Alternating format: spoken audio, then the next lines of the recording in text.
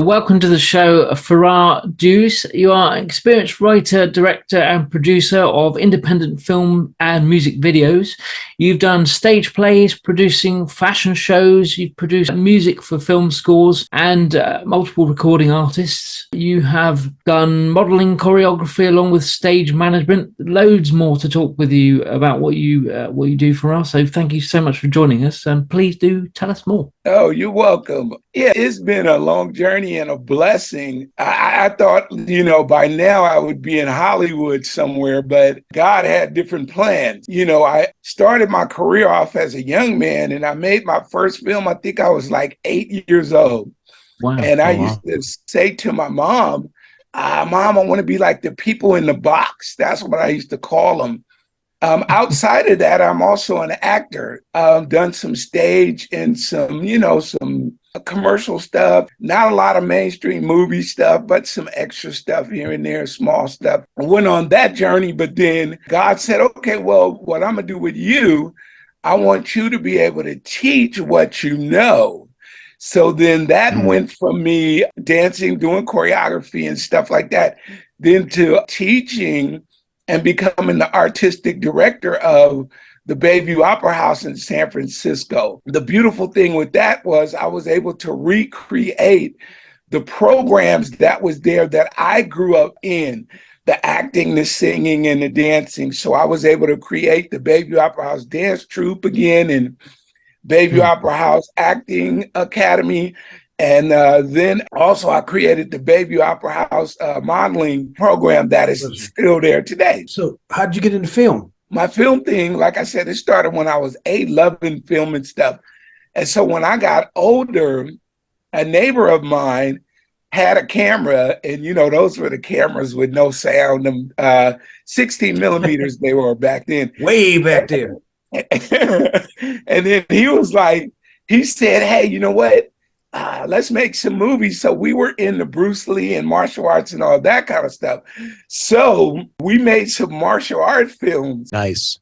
It was a trip because this was I think 11 years old, 12 years old. I was innovative enough to say, okay, we're going to film this thing. And at that time I was directing what we were all going to do. And I put a tape recorder down to tape our vocals the dialogue. Yeah. And so at the showing of this thing, my mom put a sheet up at our house and we had popcorn and candy and invited all my neighborhood friends and stuff there. And we were able to watch it. Yeah. So that started me in filmmaking. And then from there, I went to school. I studied at City College of San Francisco, Laney College in Oakland. Yeah. And that kicked it off right there. Mike was telling me you was going to do a black soap opera in Oakland. We did that. Me and Mike did it. Some years ago, me and Mike worked on what was called The Bay. I created this soap opera called The Bay. Mike was an executive producer of that. How did it go? It went pretty good. And it kind of kicked off me going into doing more films. I've been blessed. Back then, I did a short film called Prison Life or Life Without. It won me Black Filmmakers Hall of Fame Award. And then I worked with Alice Ray. She was an Emmy Award-winning director, producer. And I was able to work on and help create an after-school special with Channel 5 in San Francisco called Caught in the Crossfire that won me my second Black Filmmakers Hall of Fame Award. And it won me my San Francisco International Film Festival Golden Gate Award. So that kind of kicked all that off. Then coming up more to the present time now, I did a movie called No More Violence, No More Pain, movie-style documentary with Lenny Williams starring in it, the legendary Lenny Williams. And it has a bunch of rappers from the Bay Area, San Quinn, Turf Talk, JT the Bigger Figure. All those guys is in the movie documentary. It won the Vallejo VCAT Film Festival for Best Producing and Documentary. From that, I did a movie called The Bishop. And The Bishop is actually about my life story. And The Bishop won the Equality International Film Festival Producer Award and Trailblazer Award.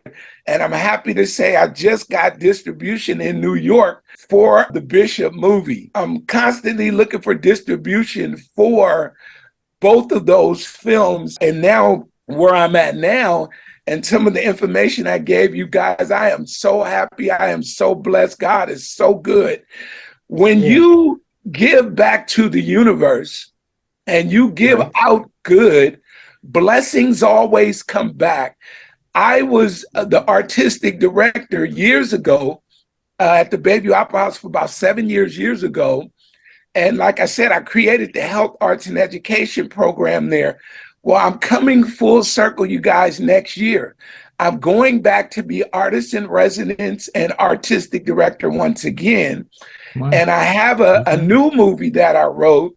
One of my kids that was in my Health, Arts, and Education program years ago at the Bayview Opera House, you guys can look her up. Her name is Raquel Miller. She is the WBA super welterweight champion of the world. She was doing modeling, acting, and dancing in my program years ago, my Health, Arts, and Education program, part of the Acting Academy, Dance Troupe, and Modeling Club, all that stuff. I got a phone call from one of my youngsters that I still mentor up to this day. He called me and he said, "Hey, Ferah, do you know what's going on with Raquel Miller?" I said, "No." He said, "Man," I said, "What is she, a movie star or something, model, famous?" He said, "No, she a boxer." And if you guys look her up, she is gorgeous. She looks like a model, man. So I got in touch with her and I'm like, "Raquel, what I hear this stuff, you boxing, girl, you look like a model and an actress. What's going on?" So she told me, she said, "Ferah, you didn't know, but years ago, me and my sister had to fight other girls, man, that were trying to bully us. So we had to learn how to box to be able to defend ourselves." I said, "Raquel, you know what? You're sparking something in me. I'm going to write a movie about a young African-American girl who overcomes poverty, bullying, and adversity. And she comes out of the projects and she ends up being a world championship boxer." She was like, "Nah, you ain't going to write that for us," and watch and see.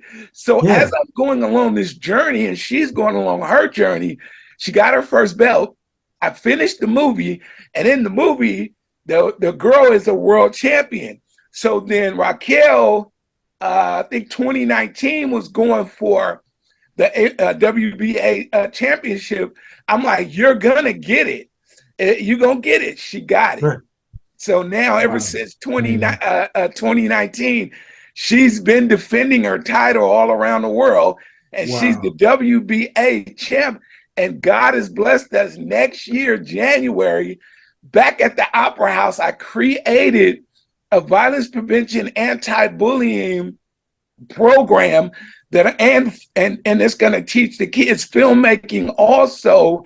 And those kids that's learning all that stuff is going to be able to work with Raquel Miller and me and Cindy Heron from the group In Vogue. Yeah, I know Cindy. Movie, man. I'm so excited, you guys. Amazing. Wow. Looking back in all your things that you've been involved with, I see quite a lot of fashion show directing, that kind of stuff. Was that something you did basically to give yourself a grounding in kind of directing choreography? Well, coming up, I'm mentored by the famous choreographer, director, and writer, Danny Duncan. He's like my father. So when I was a young man, I was fortunate enough to work with him as a young man.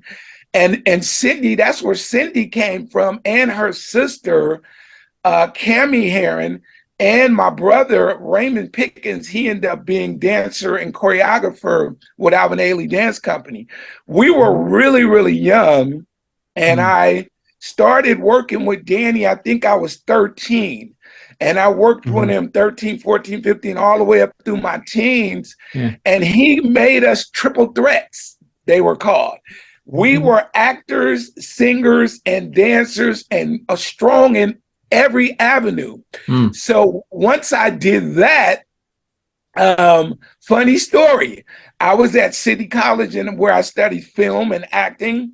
And I also studied fashion under the famous Miss Green. Miss Green is famous in San Francisco for her fashion shows and being the director of the fashion program at City College for many, many years.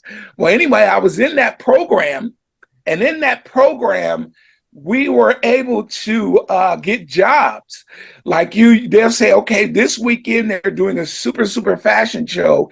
Would you like to be one of the people, a dresser, and help out with the show or be a production assistant? So I was working at iMagnins in San Francisco in Union Square back then through her program. And when the regular models and stuff would leave the stage and go to lunch, we would, as people, production assistants and stuff, we would get on stage and model and stuff like that. So it just so happened Ferragamo was in town, the designer, and he was doing some shoes and clothes and stuff and belts and all this kind of stuff. And I was on stage and I was clowning around. Well, his choreographer was sick and didn't make that show, and it was a blessing for me. He seen me. I thought I was in trouble. He seen me. I said, "Oh God, I'm gonna get fired." It was like, no, he wants to meet you. I was like, and he spoke Italian, so he used the interpreter. So I said, "Okay, this is it. Miss Green gonna find out." It turned out wonderful. He needed a coordinator, and he said the way I moved and the stuff I was doing, could I help them that day? That launched my choreography career. Amazing. And from there, I became one of the #1 fashion choreographers in the Bay Area. I did fashion shows at every venue, from the in every hotel you can name. And I was blessed because I was the first African-American choreographer male to do the Palace of Fine Arts. Wow. That's amazing. I'm super interested in the Bishop, but before I want to know more about the Bishop, but I was looking at your Instagram, man, and it looks like the Hall of Fame of Black excellence. All these photos you got with these legends, man. I'm like, I don't never brag or nothing like that. I'm blessed. And I just speak from the blessings of God that he's given me. I've worked with those people. You know, those are not just photos. You got to read the caption. Monica, I did her first video in LA. I was a production coordinator, and then I was production coordinator for TLC, and I was production coordinator for Keith Sweat. And I sung background with Shaka Khan. So I've been blessed, man. I work with a lot of people. And that was the blessing that God gave me, because he was like, okay, on one hand, if you do this and you work with people and young people and adults and you do that, on the other hand, I'm going to give you the desires of your heart. So that's what God did. And see, on the flip side of all of that, you guys, on all of that, man, I'll tell you a story not many people know. 31 years ago, I was in the penitentiary. And what it did for me, it shattered all my dreams. Yeah. All the dancing and all the modeling and choreography and directing, everything was shattered. I had to learn a hard lesson. So then from there, I went back to school and graduated finally out of City College. And God blessed me to work for 25 years and create a health, arts, and education and violence prevention program with the city of San Francisco that ended up being at 850 Bryant, Bruno County Jail, and connecting with San Quentin, man, and working with lifers and creating public service announcements centered around violence prevention and bringing them written out back to the community, to Bayview. And the kids I was working with created audio public service announcements that aired on the hip hop radio station for 5 years. They rotated and played that stuff for 5 years, man. These 31 years been better than I could imagine.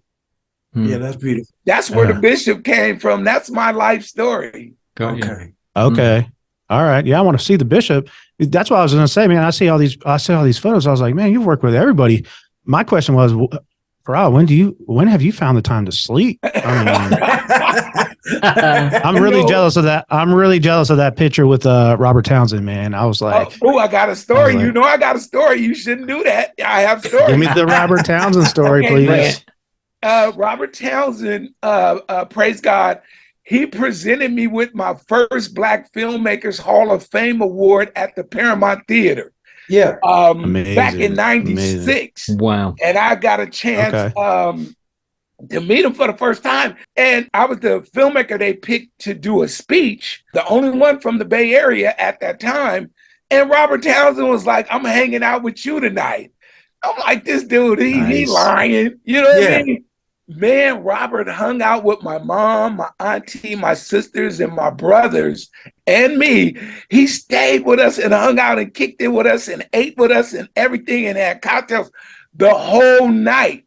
And what he gave me, this was the nugget that he gave me. Robert told me, he said, because I said, man, I kind of know your story.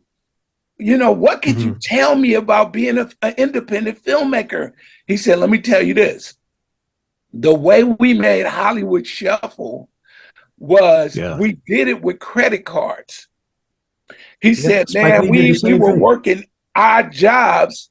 And the way that we did it, we rented the cameras and then we got the tapes and stuff like that. Back then it was reels, the big reel tapes. And they made, that's how they made Hollywood Shuffle. So I took that idea and it stayed with me all these years.